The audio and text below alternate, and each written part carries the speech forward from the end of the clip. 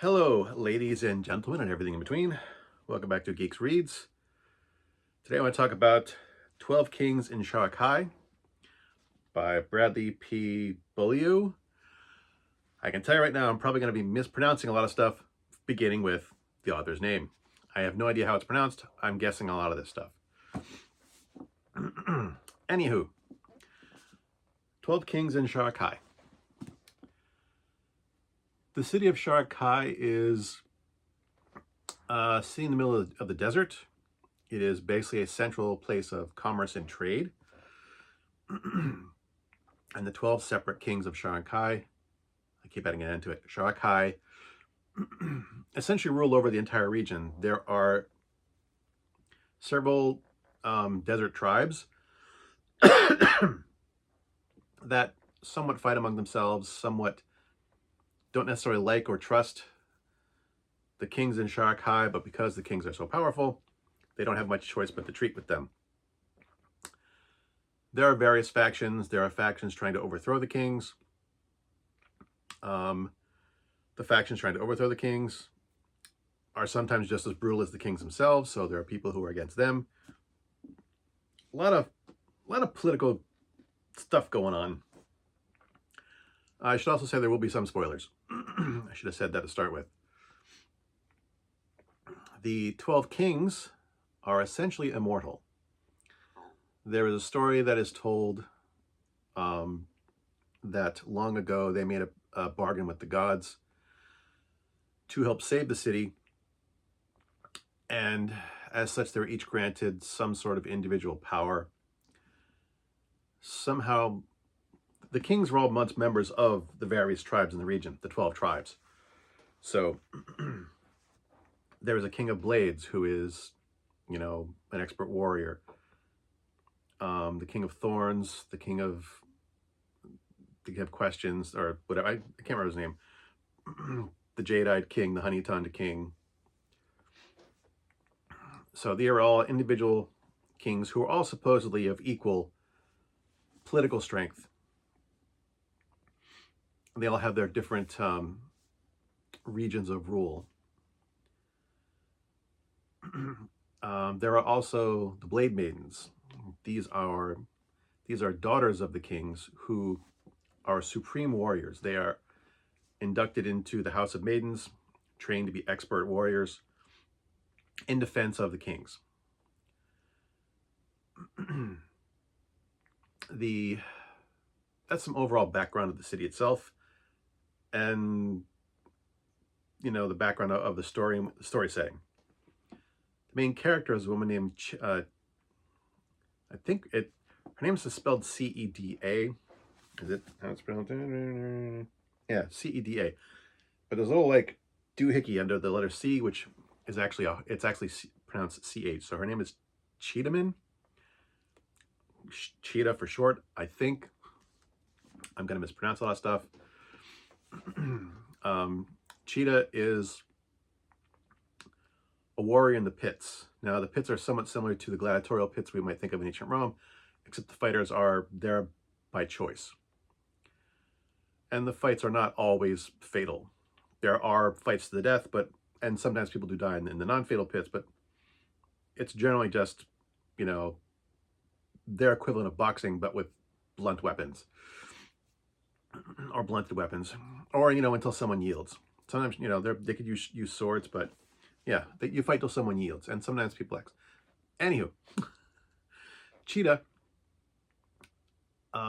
fights in the pits under this disguise of the White Wolf. She is very, very successful, very skilled. She doesn't win all of her matches, but she wins a majority of them. She's a popular favorite among the locals. She hates the kings. And it is teased out fairly early on that it's because of the death of her mother. That the kings had something to do with her mother's death. And again, that is teased out over the course of the entire book. Even having read the entire book, there are still some details that are missing. I understand a bit more at the end of the book than I did at the beginning. When her mother dies, Cheetah is left with an apothecary, Darsdada, who does not treat her well. He apparently did care for Cheetah's mother, a woman named Aya. Probably mispronouncing that too. He was very harsh towards Cheetah, and she doesn't ever know why. She does run around with some street urchins who become somewhat involved with in her adult life. Not all of them, in various ways. They're still in the city. They've adopted various jobs and things. The one person of her child that she's stuck with is a young man named Emery. Emir, it's spelled E-M-R-E. I'm going to say Emery. Apologies to the author and anyone who knows how to properly pronounce these things. We see the story mostly from Cheetah's point of view. Emery is basically, he's not committed to anything. He flits from job to job every 3 or 4 months. Cheetah provides most of their income. They live together ostensibly as husband and wife, although they're not really. They've rarely had anything like romantic attraction between the two of them, although the two of them do care about each other deeply. It's more of, their relationship is difficult to describe. There is some attraction there. There's definitely love there, but something is holding them apart. And neither one of them can clearly define it. We do occasionally see the story from Emery's point of view. But, Cheetah thinks it's her, basically her job to take care of Emery because she doesn't think he's disciplined enough to do that for himself. Although he's competent, he just doesn't really seem to have any direction.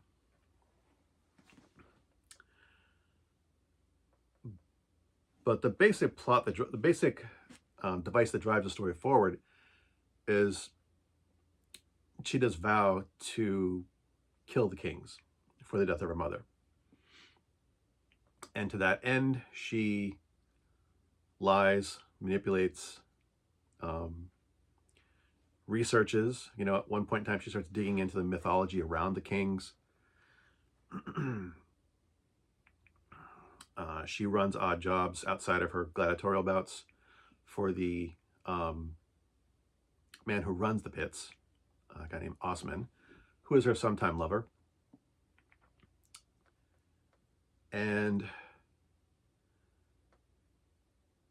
it's basically a lot of that, of her trying to figure out any secrets of the kings, any weaknesses that they have, her relationships with those people around her, Osman, mostly Emery, also Darsdada,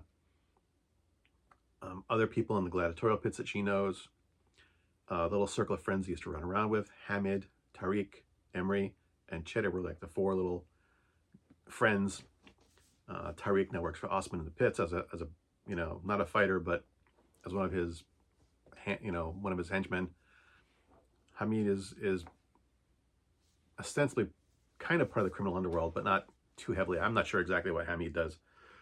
But he's definitely doing something unsavory. And I'm trying to think of any of the details I want to give out. Even though I just finished this the other day, it's a thick book.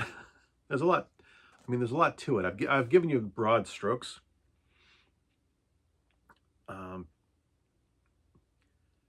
There's a hint in the early part of the book that Cheetah is not exactly what she appears to be.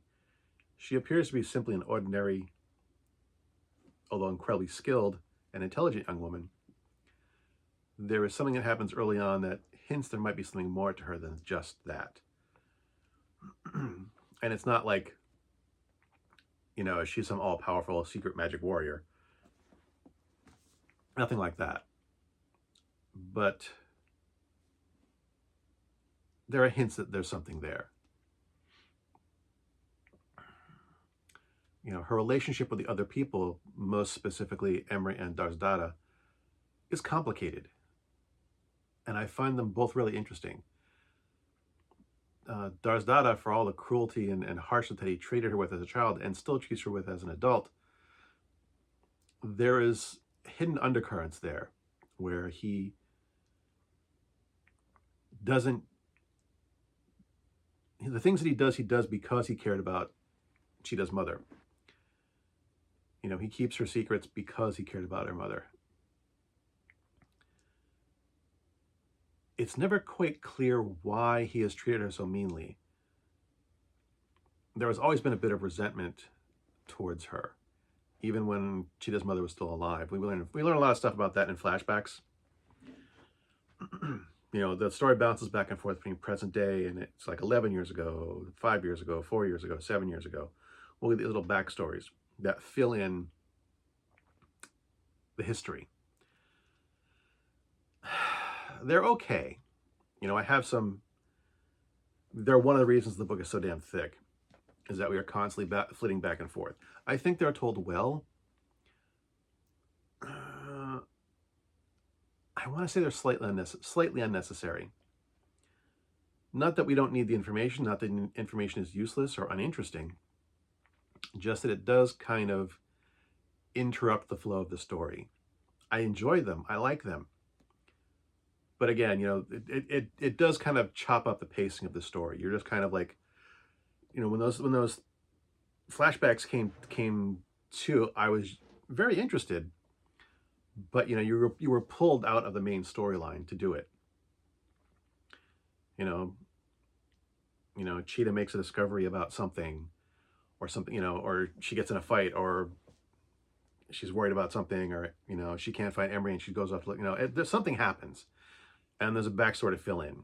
You know, some of it's about why she is so close to, why she favors Emery over all her other childhood friends. You know, some of it's about what, you know, how Darzada treated her, about why she moved out of his house. And like I said, they're all interesting. They're all really well told. I just, they're very in-depth. It's probably one of my only real criticisms about this story, is the fact that they're so in-depth that, again, it's pulling you out of the narrative to give you a different narrative, which is an interesting narrative, but it could have, you know, it could have been shorter. This book is almost 600. This book is 579 pages long. Almost 600 pages. And yeah, it did kind of drag a little bit. There were times when the story really did slow down. I mean, the story, there's not a huge amount of action. Her being like a pit fighter does mean that there are a few fights. I think there's like about half a dozen good fight scenes in here. Maybe a few, maybe a couple of more. But again, for an almost 600-page book, it's not a lot. And I did find that the pace did slow down in places. Like, you know, there was a section in like late in the first act, early in the second act of the book, that I just felt kind of dragged a bit. It picked up like, you know, halfway through Act 2, in early Act 3 of the story, you know, you know, how the pacing of the story goes. You know, we got the action, the what do you call it? The denouement. I'm not a writer. I'm not a professional literary commentator. I just know I like books. So I found the characters very interesting. The few times we get to see things from Emer's point of view, he's an interesting character. You know, he obviously cares for Cheetah. He has some self-doubts. You know, even when he finally seems to maybe come to a decision, I'm not really sure where that decision comes from. I think the characters in here the characters we deal with the most anyway, are all very well fleshed out. There's a few characters that are kind of flat and one-dimensional, but the primary characters all have a lot of depth. And there's also no clear-cut heroes and villains here, which I also like. There's a lot of gray area. Even on the characters that we consider villains, there are very few actual villain characters. There are some characters who are clearly bad people. But even the characters that are our main, our main protagonists are set against. At one point, Cheetah forms an alliance with, a desert nomad who's coming to the city to look for revenge on someone else for some, a different reason, not the kings themselves. He He's probably one of the better characters of this story, but he's willing, you know, he is occasionally forced to bend his principles to achieve his goals, but, you know, and that's true of a lot of the other characters. Cheetah and Emery, and a lot of the other characters. Some of these characters are doing the right thing for the wrong reason, or the wrong thing for the right reason. There's a lot of that grayness that I really makes these characters feel real. That makes them interesting.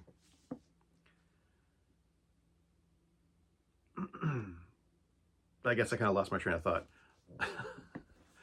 In case you can't tell, I did like this book. Even if I can't clearly define anything, and I'm a shitty commentator. I guess that's all. Someone recommended this book to me. It's rare that I read something with this flavor to it. The Middle Eastern flavor I found very interesting, even though I found it hard to figure out how to pronounce the words even in my head. In the intro here, it says also by Bradley P. Beaulieu, The 12 Kings of Sharakhai, and the sequel, With Blood Upon the Sand. I looked it up online. There's actually 7 books in this series now. I have no idea how long. This thing's been sitting on my shelf for a long time. But at the time of the printing of this book, there was only 2. And now there's 7. That's been on my shelf for probably 2 years, so it's probably earlier printing. I will definitely go out and buy the other books in this, or at least the next one. If they're as good as this. Man, I'm not doing well today. As always, thanks for watching. I hope you enjoyed my little rambling, crappy book review. As always, my stuff is crap. And until next time, good hunting.